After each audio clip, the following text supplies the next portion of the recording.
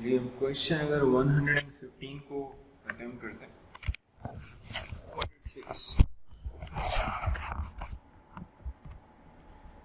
देखिए क्वेश्चन 115 में वो कह रहा है M company will receive perpetuity starting in second year in 2 years time 10,000 per annum. अब से परपेचुटी कैश फ्लो जो स्टार्ट हो रहा है वो सेकेंड ईयर से स्टार्ट हो रहा है, यानी कि T2 से T इंफिनिटी की बात हो रही है। एक्चुअली T2 से T infinity is not a problematic issue. Problematic issue पता है क्या? आगे क्या कह रहा है? Increasing by the rate of inflation कितना 2%, विच इज इन्फ्लेशन कितना दे रहा है 2%। अब सुनना, अगर एक अमाउंट 10,000 है जो कि सेकेंड ईयर से स्टार्ट होगा, फॉर एवर चलेगा, अगर हम उसको 2% से इन्फ्लेट करना शुरू कर दें, तो प्रॉब्लम क्या होगा? हर साल वैल्यू चेंज हो जाएगी। एम आई राइट? अच्छा, अगर हर साल वैल्यू चेंज हो जाएगी फिर आप परपेचुटी फैक्टर तो इस्तेमाल कर ही नहीं सकते। ये बात क्लियर होती है? आपको डिस्काउंट फैक्टर इस्तेमाल करना पड़ेगा। अब भाई डिस्काउंट फैक्टर तो हमेशा तक के लिए तो इस्तेमाल हो ही नहीं सकता। तो यहाँ इशू ये आ रहा है कि देयर इज अ लिमिटेशन। हम ये जो 10,000 का अमाउंट है इसको 2% से इन्फ्लेट नहीं कर सकते फॉर एवर के लिए। तो व्हाट टू डू? उसका सोल्यूशन है हमारे पास।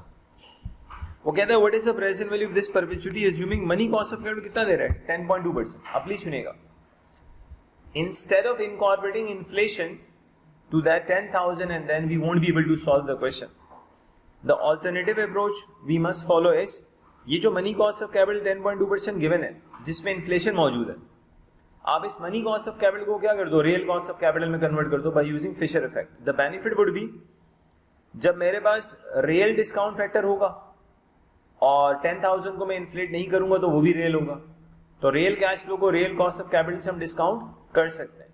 तो यहाँ लिमिटेशन हमारे पास ये है कि हम 10,000 को इन्फ्लेट नहीं कर सकते हमेशा तक के लिए। तो ऑल्टरनेटिव अप्रोच क्या होगी? अब मनी कॉस्ट ऑफ कैपिटल को किसमें कन्वर्ट कर दें? रियल कॉस्ट ऑफ कैपिटल में। तो प्लीज देखिएगा, by using Fisher effect what are we going to do? 10.2% को रियल में कन्वर्ट करते हैं। तो क्वेश्चन 115 की अगर हम बात करें तो पहले कैलकुलेट कर लें आप रियल कॉस्ट ऑफ कैपिटल। बेटा नॉमिनल कितना गिवन है 10.2%, फिशर इफेक्ट 1.102 को डिवाइड कर दें इन्फ्लेशन से 1.02 माइनस 1। जी बताएंगे कितने परसेंट आता है? आई स्ट्रांगली बिलीव 8% या अप्रोक्सीमेटली 8% आ जाएगा। अगर 8 नहीं आ रहा तो कुछ ऐसा ही होगा। अब बेटा आपके पास 10,000 का अमाउंट आ रहा है T2 से T इंफिनिटी तक, जिसकी मुझे प्रेजेंट वैल्यू निकालनी है। T2 से T इंफिनिटी 10,000 आ रहा है। इसके लिए हमें क्या चाहिए? परपेचुटी फैक्टर चाहिए। अब परपेचुटी फैक्टर में छोटा सा प्रॉब्लम है कि परपेचुटी फैक्टर कैसे निकलता है? बेटा परपेचुटी फैक्टर निकलता है 1/VAC, एम आई राइट? लेकिन 1/VAC से जो परपेचुटी फैक्टर आता है वो T1 से T इंफिनिटी आता है। हमें परपेचुटी फैक्टर T1 से T इंफिनिटी नहीं चाहिए, T2 से T इंफिनिटी चाहिए। What to do? जब आपके पास परपेचुटी फैक्टर T1 से T इंफिनिटी आ जाएगा तो उसमें से सिंपली आप discount factor of year 1 minus कर दें, तो आपके पास परपेचुटी फैक्टर आ जाएगा 2 से इंफिनिटी तक का। ठीक हो गया जी? चल 1 को अगर मैं 0.08 से डिवाइड करूं, I strongly believe I will get 12.5। पहले साल का डिस्काउंट फैक्टर कितना आता है 8% में? किसी ने कैलकुलेट किया? 0.926 कर ले। तो अगर हम 12.5 में से माइनस कर दें 0.926 तो ये हमारे पास आता है 11.574। तो परपेचुटी फैक्टर 2 से इंफिनिटी आता है जी 11.574। ऑल वी नीड इज इसको मल्टीप्लाई कर देंगे 11.574 से, परपेचुटी फैक्टर 2 से फॉरएवर है, तो मल्टीप्लाई कर देंगे आपके पास आ जाएगा 115,740। तो इसमें छोटा सा इशू ये था, हम कैश फ्लो को हर साल इन्फ्लेट नहीं कर सकते क्योंकि इन्फिनिटी का मामला है। तो हमने एक ऑल्टरनेटिव अप्रोच फॉलो की, हमने कॉस्ट ऑफ कैपिटल को बेसिकली क्या किया, नॉमिनल से रियल में कन्वर्ट कर लिया। तो देखें, do we have multiple choices? Yes, C. अब बेटा 116 को देखें, बहुत काम का सवाल है। हम ये चीज पहले भी डिस्कस कर चुके हैं ओफ्टेन कंपनी की क्वेश्चन में। W company is expecting a receipts कितनी 10,000 in what real terms in year 1. Sir पहले साल इनको 10,000 मिलेगा. F W company expects inflation to increase and receipts are expected to rise in line with the general rate of inflation. कौन सा inflation? General rate of inflation. बोला भाई inflation जो है ना, जनरल रेट ऑफ इन्फ्लेशन की वजह से क्या होगा, आपकी रिसीट्स बढ़ेंगी. What impact will this have on the present value of that receipts. बोला जब आप जनरल रेट ऑफ इन्फ्लेशन से रिसीट्स को बढ़ा देंगे तो इसका प्रेजेंट वैल्यू पे क्या इफेक्ट पड़ेगा? एनी आइडिया क्या इफेक्ट पड़ेगा? देखें लॉजिकली इसका कोई भी इफेक्ट नहीं पड़ेगा. क्यों नहीं पड़ेगा वो जरा देख लें आप. पहले भी बात कर चुके हैं, दोबारा देख लेते हैं. क्वेश्चन 116 इस तरह की थ्योरेटिकल चीजें आती है F9, रटे वाली नहीं आती कि आपको लग रहा है मैं कुछ चीजें याद करके लिख के आ जाऊंगा, ऐसा नहीं होगा. सो फॉर एग्जांपल ये पहला साल है, ये दूसरा साल है, T1 T2. कैश फ्लोस अगर मैं ले लूं, assuming this is 100 and this is 200, और मैं डिस्काउंट फैक्टर ले लेता हूँ 10%. इसको मैं 0.909 से मल्टीप्लाई करता हूँ, इसको मैं 0.826 से मल्टीप्लाई करता हूँ. I will get present value 90.9 और यहाँ पे 165.2. ये प्रेजेंट वैल्यूज आ जाएंगे ये सब आगे. नाउ समवन सेज क्या, एक काम करो, ये जो ऊपर कैश फ्लोस आ रहे हैं ना 100 और 200, ये रियल टर्म्स में आप इनको जनरल रेट ऑफ इन्फ्लेशन से बढ़ा दें. किससे बढ़ा दें? General rate of inflation which is assuming 5%. देखते हैं जब हम इन कैश फ्लोस को जनरल रेट ऑफ इन्फ्लेशन से बढ़ाएंगे विच इज 5%, से यहाँ पावर आ जाएगी 105. ये कितना आएगा? 220.5. क्या मैं कह सकता हूँ जब रियल कैश फ्लो में आपने इन्फ्लेशन इनकॉर्पोरेट कर दिया तो अब जो कैश फ्लो आ रहे हैं दे आर नॉमिनल. अब मुझे एक चीज बताएं, अगर आपने कैश फ्लोस में इन्फ्लेशन इनकॉर्पोरेट कर दिया तो आपको रियल कॉस्ट ऑफ कैपिटल में भी क्या करना पड़ेगा? इन्फ्लेशन इनकॉर्पोरेट करना पड़ेगा. हमारे पास रियल कॉस्ट ऑफ कैपिटल 10% है. बाय यूजिंग फिशर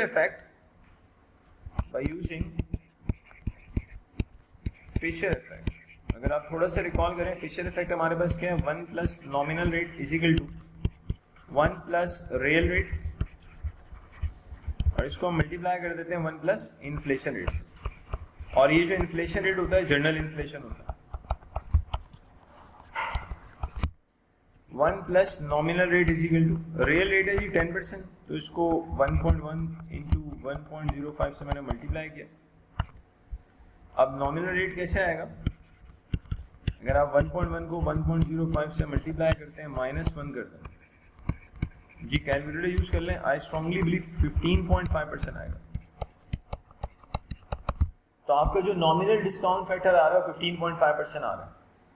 अब डिस्काउंटिंग जो होगी 15.5% पे होगी. अब देखिएगा, अगर मैं आपसे पूछूं डिस्काउंट फैक्टर ऑफ ईयर 1 निकाल के दूंगा एट 15.5%, आप बिल्कुल कैलकुलेट कर सकते हैं लाइक दिस. अगर मैं 1 को डिवाइड कर दूं 1.155 तो इसे आ जाएगा 0.866. सेकेंड ईयर के डिस्काउंट फैक्टर के लिए आप एक काम कर सकते हैं, आप 0.866 को डिवाइड करते हैं 1.155 से, या 1 को डिवाइड करते हैं 1.155 की पावर 2 से. It's same thing. बात एक ही. अब ये नहीं कि सर मुझे 2 बातें लिखनी, बेटा आपको तो 2 ही लगेंगे, आपकी क्लास ही पहली. 0.750 आ जाएगा. अब यहाँ देखिए बेटा, यहाँ जो डिस्काउंटिंग होगी, डिस्काउंट फैक्टर एट 15.5%, ये है 0.8 कितना आया था 66, और ये आया था 0.750. अगर आप मल्टीप्लाई करें तो आपको आइडिया होगा कि व्हाट इज द मैजिक. से 90.9 आ रहा है, 220.5 को 750 से 165.375 आ रहा है. लुक एट दिस 165, 90.9, और यहाँ भी क्या आ रही है. यहाँ हल्का सा डिफरेंस तो राउंडिंग ऑफ की वजह से आ सकता है, अदरवाइज 165.2 और 165.375 इज द सेम थिंग. तो आप देख सकते हैं कि यार प्रेजेंट वैल्यू में कोई फर्क ही नहीं आया. उसकी वजह क्या है? और भाई जब आप कैश फ्लोज को इन्फ्लेट करेंगे जनरल रेट ऑफ इन्फ्लेशन से, तो आपको डिस्काउंट फैक्टर को भी तो नॉमिनल से क्या और रियल से क्या करना पड़ेगा, नॉमिनल। तो जनरल इन्फ्लेशन रेट से जब कैश फ्लो बढ़ेगा और जनरल इन्फ्लेशन रेट से आपका रियल रेट भी बढ़ेगा, तो प्रेजेंट वैल्यू पे कोई फर्क नहीं आता। तो इस क्वेश्चन में your answer is nil, there is no difference on present value. और ये बहुत पहले हम डिस्कस भी कर चुके हैं, चेक कीजिएगा उपटन के क्वेश्चन में। इसके बाद क्वेश्चन 117 को देखें। शैडो लाइन कंपनी है money cost of capital 10%। Sir money cost of capital means जिसमें इन्फ्लेशन मौजूद है। इन्फ्लेशन कितना है 4। What is shadow line real cost of capital to 1 decimal place. तो सर एक तो क्लियर है कि आने वाला आंसर आपका 6% से भी कम होगा, शॉर्टकट 10 में से 4 माइनस करें 6 आता है, लेकिन answer must be even lower than 6%, क्योंकि मैं माइनस नहीं करते, हम इसमें डिवाइड करते हैं। 1.1 को अगर मैं 1.04 से डिवाइड करूं -1 करूं, बताइए क्या आंसर आता है, 5.8%। चेक कर लें। तो आप देख सकते हैं कि वो किस तरह से मार्क्स लुटा रहा था और बच्चा लेकिन उसको सुना रहा था कि ऐसा ना, इतने आसान मार्क्स मुझे मत दे कि मुझे रोना आ जाए। सर 118 जूसी कंपनी ट्राई किया किसी ने?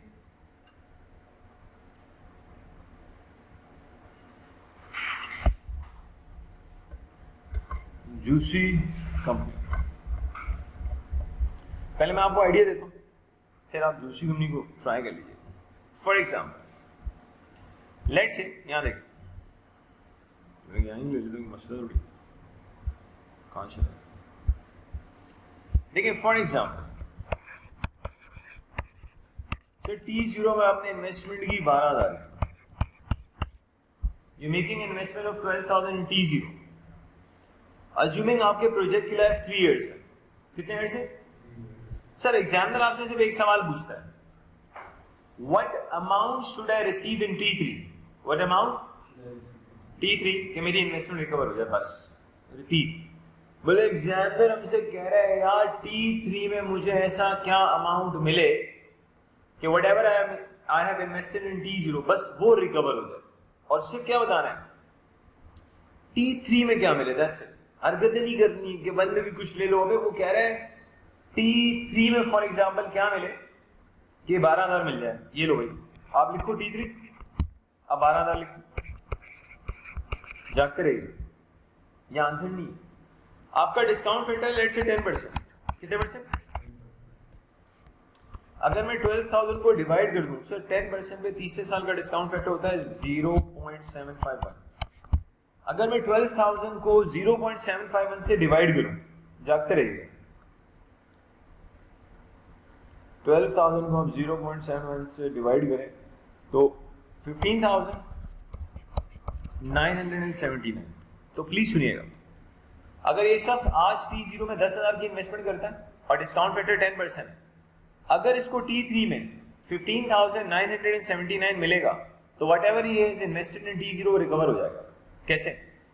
आप मुझे बताएं, अगर 10% डिस्काउंट फैक्टर है, इसको T3 में जब 15,979 मिलेगा, इसकी जब मैं प्रेजेंट वैल्यू निकालूंगा 15,979 की बाय मल्टीप्लाइंग विद 0.751, तो ऑब्वियसली मेरे पास आंसर क्या आएगा, 12,000 पॉजिटिव। T0 में मैं इन्वेस्ट कर रहा हूं 12,000 नेगेटिव, T3 में मुझे 12,000 पॉजिटिव मिल जाएगा, तो ऑब्वियसली प्राइस मतलब मेरे पास 15,979 अगर T3 में मुझे मिलेगा तो उसकी प्रेजेंट वैल्यू एग्जैक्टली किसके बराबर है, मेरी इन्वेस्टमेंट के। तो अगर हमें T3 में 15,979 मिलता है तो whatever we have invested वो रिकवर हो जाएगा। क्यों? हम 15,979 की जब प्रेजेंट वैल्यू निकालेंगे तो एग्जैक्टली कितनी आएगी, 12,000। अब आए जूसी कंपनी में। क्वेश्चन 118, जूसी कंपनी से juicy company is considering investing in a new industrial juicer. Juicy company तो जूसर में इन्वेस्ट करेंगे on a new contract. It will cost 1,50,000 and last for से T0 में 150 की इन्वेस्टमेंट होगी। Project की लाइफ कितनी, 2 years. Juicy company pays corporation tax 30% as a cash flows occur. Okay, जैसे ही कैश फ्लो अकर होता है 30% पे करते। Due to the health benefits of juicing the machine attracts 100% tax allowable depreciation immediately. So जैसे आपने इन्वेस्टमेंट करनी है आपको 100% क्या मिल जाएगा, टैक्स अलाउबल डेप्रिसिएशन। जैसे कभी शायद आपने F6 में पढ़ा हो 100% फर्स्ट ईयर अलाउंस, ये वैसी चीज है। गिवन कॉस्ट ऑफ कैपिटल 10%, वो कहता है what is the minimum value of the pre tax contract revenue receivable in year 2 years which would be required to recover the net cost of the user। वो कह रहे हैं यार second year में कम से कम क्या अमाउंट मिले प्री टैक्स, आफ्टर टैक्स नहीं कह रहे, क्या कह रहे हैं, क्या अमाउंट मिले प्री टैक्स कि जो आज हम इन्वेस्ट कर रहे हैं वो रिकवर हो जाए। ये बात क्लियर होती है। सेकेंड ईयर में हमें क्या अमाउंट मिले प्री टैक्स, क्या आज जो मैं इन्वेस्ट कर रहा हूँ रिकवर हो जाए। अब सुनिएगा, क्वेश्चन 118 को सॉल्व करने के दो तरीके हैं, बोथ आर एक्सेप्टेबल। एक तरीका तो बड़ा सीधा सीधा, उस सीधे सीधे में ना आप सारी टेक्निकलिटीज हटा देते हैं, आंसर दे देते हैं, 2 मार्क्स मिल जाते हैं आपको, और कॉपी चेक करने वाला कुछ बोलेगा भी नहीं आपको। सेकंड थोड़ा टेक्निकल तरीका, सेकंड में हम उसी तरह से सॉल्व करते हैं जिस तरह का क्वेश्चन, पहले बगैर उसके सॉल्व करते हैं। अगर बिल्कुल ही सीधे तरीके से सॉल्व करें, कॉस्ट ऑफ कैपिटल कितने परसेंट दिया, 10, ये लें, यहीं पे कर लेते हैं। सर 1 मिनट के लिए देखिएगा, the way I am solving right now, इससे आंसर बिल्कुल सही आएगा, लेकिन जिस तरह से मैं सॉल्व कर रहा हूं क्वेश्चन वैसा नहीं है। क्या मतलब, आपने यहाँ पे 150 की इन्वेस्टमेंट की, जागते रहिए, आप T2 पे आए, आपने लिखा 150, सर 10% पे सेकेंड ईयर का डिस्काउंट फैक्टर होता है 0.826। बेटा आप 150 को ना 0.826 से डिवाइड कर दें, ये आपके पास आंसर आता है 181,598। यस, तो बस मुझे बता दें क्लोजेस्ट चॉइस कौन सी, बी है। ये सुनो, ये बिल्कुल सही है। मतलब मैंने T0 में 150 की इन्वेस्टमेंट की है और वो कह रहा है सेकेंड ईयर में आपको ऐसा क्या रेवेन्यू मिले कि जो आज इन्वेस्ट कर रहे हो वो मिल जाए। लेकिन सुनिएगा, आंसर सही है, सब ठीक है, लेकिन आपने the way you have solve, आपने कुछ बातें ना क्वेश्चन वाली मिस कर दी जो क्वेश्चन ने कहा है। अब इसको उस तरह से सॉल्व करते हैं जिस तरह से क्वेश्चन, और फिर मैं आपको बताऊंगा कि इसमें एग्जामिनर क्या चेंज कर सकता है। Now let us try to solve the question the way the question is itself. सबसे पहले मैंने T0 में जाते रहेगा 150 की इन्वेस्टमेंट की, ठीक है। अब मेरा एग्जामिनर मुझे कह रहा है कि भाई आपको ना इसमें 100% फर्स्ट से अलाउंस मिलेगा। क्या मिलेगा, 100%। सर जब मुझे इस पे 100% फर्स्ट ईयर अलाउंस मिलेगा, 100% कैपिटल अलाउंस मिलेगा, तो कैपिटल अलाउंस की वजह से टैक्स सेव होगा। और वो कह रहा है जैसे ही कैश फ्लो अकर होता है वैसे ही टैक्स देना होता है। इसका मतलब है T0 पे ही फर्स्ट ईयर अलाउंस आएगा और T0 पे ही सेविंग आएगी। अगर आपको 1,50,000 का कैपिटल अलाउंस मिले, जब हम कैपिटल अलाउंस को टैक्स रेट से मल्टीप्लाई करेंगे तो टैक्स सेविंग आएगी। तो यहां पे अगर मैं टैक्स सेविंग लूं, मेरी इनिशियल इन्वेस्टमेंट है 150, टैक्स सेविंग है 45,000। सो लॉजिकली जो मेरी नेट इन्वेस्टमेंट है, मेरी जो नेट इन्वेस्टमेंट है after tax, it is 105। This is your net investment after tax. अब देखिएगा ये 105, अब जो मैं सवाल को सॉल्व कर रहा हूं उसी तरह से कर रहा हूं जिस तरह से क्वेश्चन है, क्योंकि क्वेश्चन में इनिशियल इन्वेस्टमेंट भी है, 100% का फर्स्ट ईयर अलाउंस भी है, और कैपिटल अलाउंस की वजह से टैक्स सेव होता है, वो भी ले लिया। तो मैं बस नेट इन्वेस्टमेंट आ गई 105,000 की। अब देखिए यहां मैंने लिखा 105, बेटा इसको आप 0.826 से डिवाइड करें। अगर हम 105 को डिवाइड कर दें 0.826 से, तो मेरे पास आंसर आएगा 127,118। जाते रहिए, अगर मैं 105,000 को 0.826 से डिवाइड कर दूं तो बेटा मेरे पास आंसर आता है 1,27,118। अब सुनना बहुत अच्छे से, अगर एग्जामिनर ये कहता कि post tax after tax second year में ऐसा क्या रेवेन्यू मिले कि आपकी नेट इन्वेस्टमेंट रिकवर हो जाए, अगर वो कहता है पोस्ट टैक्स, तो हमारा आंसर 127,050 होता। कब, जब एग्जामिनर क्या कहता पोस्ट टैक्स ऐसा क्या अमाउंट मिलेगी जो नेट इन्वेस्टमेंट वो रिकवर हो जाए, लेकिन उससे पोस्ट टैक्स नहीं मांग रहा, क्या मांग रहा है, प्री टैक्स मांग रहा है। अब जरा प्री टैक्स को समझिएगा सर, ये आपने इन्वेस्टमेंट की है 100%, ये आपका आउटफ्लो है, लॉजिकली 30% आपकी सेविंग है। अगर मैं 100% की इन्वेस्टमेंट करता हूँ 30% सेव होता है, तो लॉजिकली मेरी नेट इन्वेस्टमेंट 70% है। ये बात क्लियर होती है? Yes no? अगर मैं 100% की इन्वेस्टमेंट करता हूँ और 30% मेरी सेविंग है, तो नेट इन्वेस्टमेंट है 70%। तो ये जो 105 है, it is actually representing 70% post tax. अब इसको प्री टैक्स कैसे करूंगा, यहां देखें, अगर मैं 127,118 को 100 से मल्टीप्लाई कर दूं, 70 से डिवाइड कर दूं, किससे मल्टीप्लाई कर दूं, 100 से मल्टीप्लाई कर दो, 70 से डिवाइड, क्योंकि ये खुद 70%, तो आप प्री टैक्स पे आ जाएंगे, जो कि वही आंसर होगा जो डी वाला उसको चाहिए था। इसको 100 से मल्टीप्लाई करें, 70 से डिवाइड करें, 181,598, तो योर आंसर इज डी। तो अगर इसी क्वेश्चन के अंदर एग्जामिनर कहता पोस्ट टैक्स क्या होगा, तो फिर आंसर होता सी। एग्जामिनर ने पोस्ट टैक्स नहीं मांगा, प्री टैक्स मांगा, so your answer is D. बात क्लियर हुई? अब बेटा क्वेश्चन 119 को आप देखें, वो कह रहा है विच of the following is true about the inflation figure included in money cost of capital. अच्छा, मनी कॉस्ट ऑफ कैपिटल में कौन सा इन्फ्लेशन आता है? अब एक मिनट के लिए, थोड़ी देर पहले भी हमने सवाल देखे, आप मुझे बताएं, ये मनी कॉस्ट ऑफ कैपिटल है, ये 4% इन्फ्लेशन था, हमने इससे इसको क्या किया था, मनी कॉस्ट ऑफ कैपिटल को रियल में कन्वर्ट किया था बाय यूजिंग फिशर इफेक्ट। क्या मैं कह सकता हूँ फिशर इफेक्ट के अंदर जो इन्फ्लेशन होता है वो जर्नल इन्फ्लेशन होता है। कौन सा होता है? General inflation. तो यहां देखें, which of the following is true about the inflation figure that is included in money cost of capital. तो basically money cost of capital में जो आता है वो जर्नल इन्फ्लेशन आता है। तो प्लीज यहां देखिएगा, it is expected journal inflation suffered by what, investor. ये बात हो चुकी थी हमारी पहले भी कि फिशर इफेक्ट के अंदर जो बेसिकली इन्फ्लेशन रेट होता है वो जर्नल इन्फ्लेशन रेट होता है। तो अब मेरे ख्याल से कुछ बातें आपको क्लियर होनी चाहिए, क्योंकि मेरे ख्याल से ऑलमोस्ट सेकंड क्लास हो चुकी है हमारी, और अब एमसीक्यूज पे मतलब हमारी ऑलमोस्ट सेकंड क्लास है कि मल्टीपल चॉइस क्वेश्चन ही अल्हम्दुलिल्लाह किए जा रहे हैं। अब बेटा थोड़ा सा और आगे चलते हैं और एक नए टॉपिक को स्टार्ट करते हैं, और फिर आ जाएंगे मल्टीपल चॉइस पे। लेकिन आप अच्छे से देख लें, इससे पहले हमने इन्वेस्टमेंट अप्रेजल के तकरीबन सारे लॉन्ग क्वेश्चन अल्हम्दुलिल्लाह डिस्कस किए हैं बहुत ही तमीज़ के साथ। और कल की क्लास देख लें, पूरी कल की क्लास जो थी उसमें हमने सारे एमसीक्यूज डिस्कस किए इसको इन्वेस्टमेंट अप्रेजल को लेके, और आज भी हमने अच्छा खासा टाइम लगाया एमसीक्यूज को। अब बेटा जरा नए टॉपिक की तरफ जाते हैं, हेडिंग है अपने पास एक एसेट रिप्लेसमेंट डिसीजन। नया टॉपिक शुरू करते हैं, एसेट रिप्लेसमेंट